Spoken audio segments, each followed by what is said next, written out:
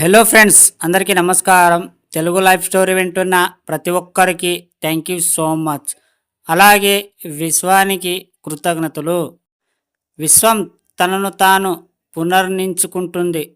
ఈ వాక్యాన్ని 10 సార్లు చదవండి. ఎవరి కోసం తను అలా నిర్మించుకుంటుంది? దానికేం అవసరం? ఎప్పుడైనా ఆలోచించారా? మీ ఇంట్లో ఒక పని మనిషి ఉన్నాడనుకోండి.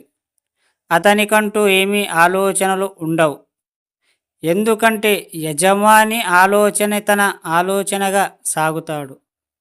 మీకెప్పుడు ఏమి కావాలో తదనుగుణంగా అతను తనను తాను మలుచుకుంటాడు. ఎస్, మీకు రోజు కాఫీ తాగే అలవాటు ఉందనుకోండి.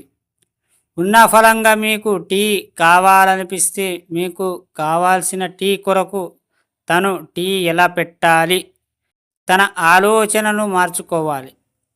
అలాగే విశ్వం మీ సేవకుడు.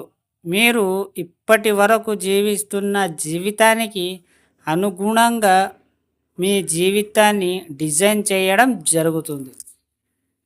అది మాత్రమే మీ ఆజ్ఞానిలో పడి విశ్వం మీకు కావాల్సింది అందివ్వడం జరిగింది.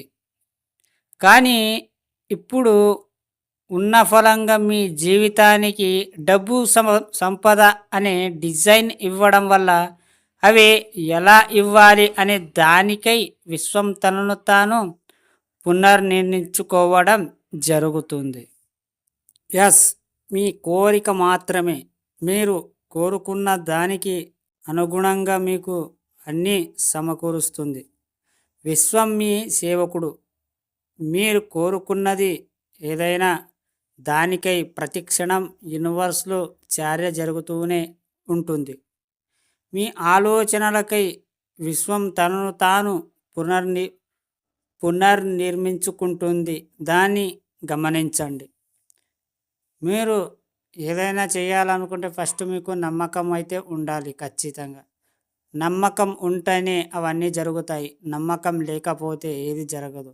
మంచి మంచి ఆలోచనలు మీరు చేయాలి. అప్పుడే ఏదైనా చేయవచ్చు. అర్థమైందా ఫ్రెండ్స్? ఈ స్టోరీ విన్న ప్రతి ఒక్కరికి థ్యాంక్ యూ సో మచ్. అలాగే విశ్వానికి కృతజ్ఞతలు.